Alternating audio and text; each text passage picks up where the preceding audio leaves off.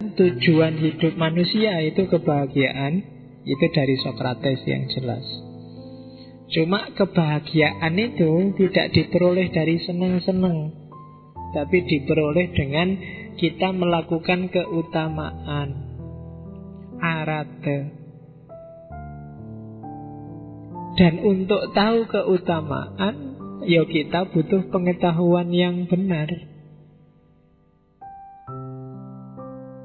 Jadi keutamaan itu hubungannya dengan pengetahuan yang benar.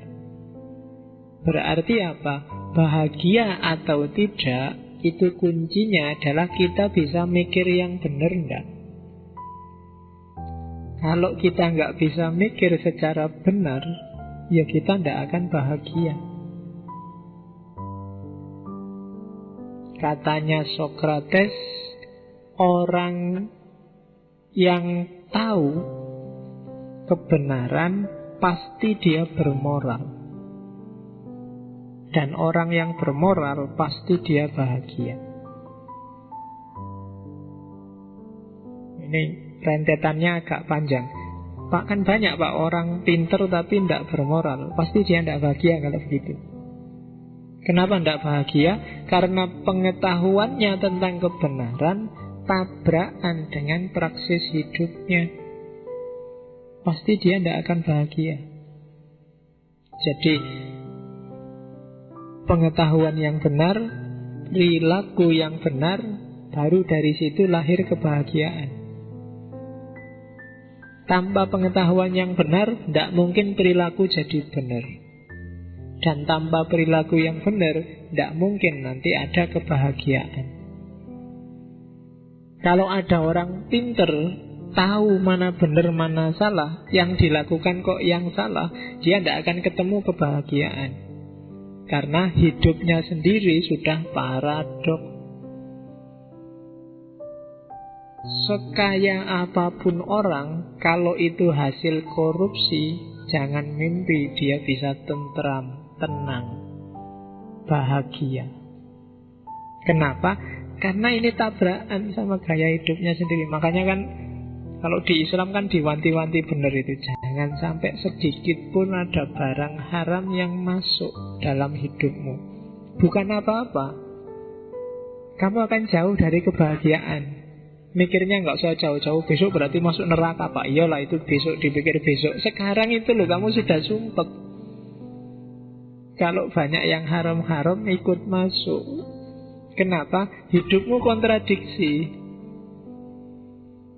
Tabrakan antara prinsip kebenaranmu dengan perilakumu. Kayak kamu nilaimu sih IP-nya 4, tapi kemarin ujiannya hasil nyontek. Tidak akan puas, hidupmu juga tidak akan tenang, tidak akan bahagia. Kalau ada orang muji-muji kamu, wah pinter banget ya IP sampai 4, kamu diam-diam bilang, jam-jamnya ya tidak nyampe segitu. Dan tadi, kalau pakai Epikuros tadi kan kamu tidak ada ketenangan hidup. Hidupmu akan selalu risau, tidak seimbang. Maka katanya Sokrates, kunci awalnya adalah pengetahuan yang benar. Kalau pengetahuan sudah benar, perilaku juga akan benar. Kalau perilaku benar, orang akan ketemu kebahagiaan. Jadi berarti apa pertama-tama? Yo, teorimu, pemikiranmu, pengetahuanmu harus benar dulu. Jadi itu kuncinya. Maka belajar itu wajib. Bukan urusan kamu diperintah, tapi untuk kepentinganmu sendiri. Semakin luas wawasanmu, semakin dalam pengetahuanmu, akan semakin bagus perilakumu. Harusnya begitu. Kalau tidak begitu, pasti kamu tidak akan ketemu kebahagiaan. Karena kamu tidak menetapi keutamaan versimu sendiri. Itu kan yang bikin kamu, misalnya kamu sudah tahu kok kalau yang nggak kamu jalankan. Tahajud itu sebenarnya bagus loh. kalau ngaji Quran itu sebenarnya penting loh. Kayak itu kan yang hari ini sering kamu lewatkan itu kan.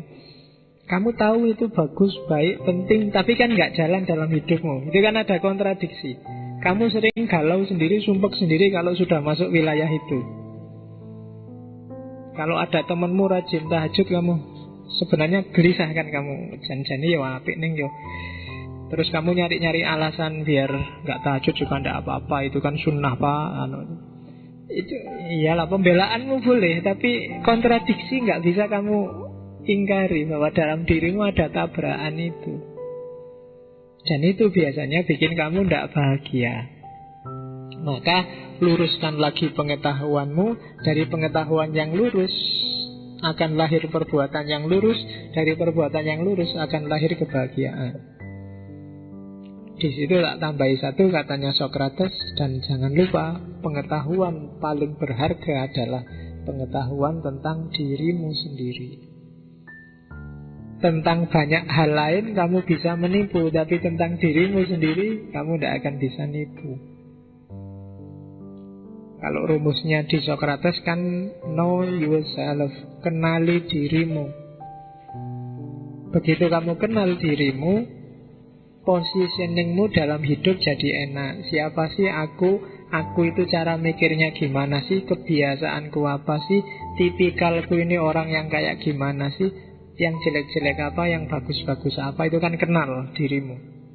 Kalau sudah kenal, ngatur strategi hidupnya enak.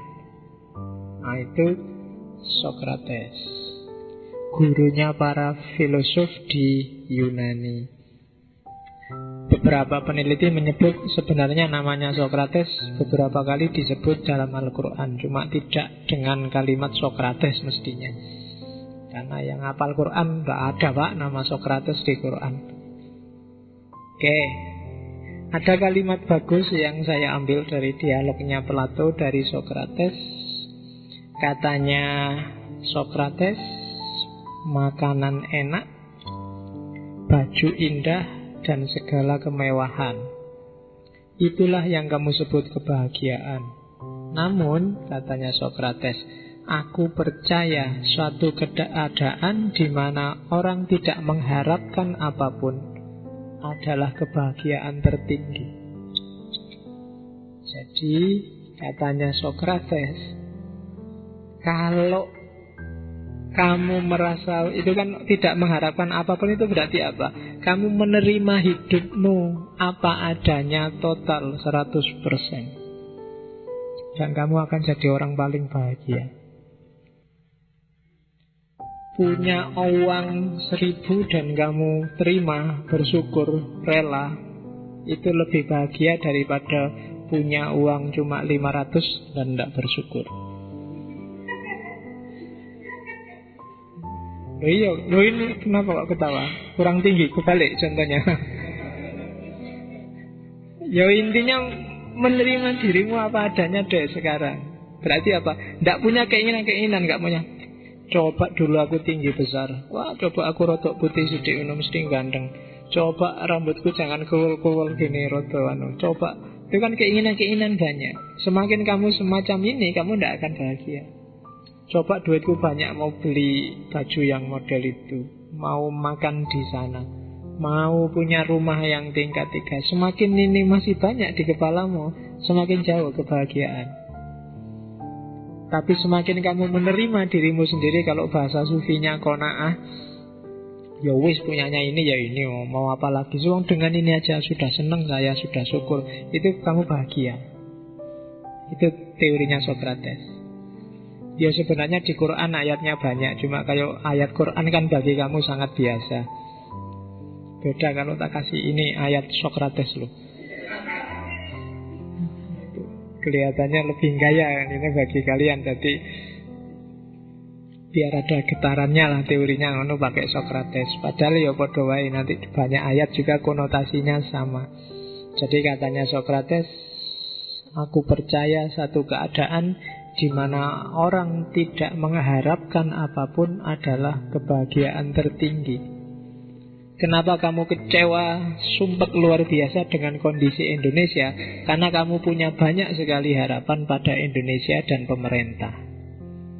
Coba ndak usah mikir neko-neko wis karepmu Indonesia arep apa itu. Kamu lebih tenang, lebih bahagia. Wong yo kamu ikut mikir juga, emangnya siapa yang mau dengerin pikiran-pikiranmu? Wartawan juga ndak akan nganggep. Jadi wis dinikmati aja hidupmu, diterima apa adanya. Dalam konteks kalau kamu nyari ketenangan, kebahagiaan.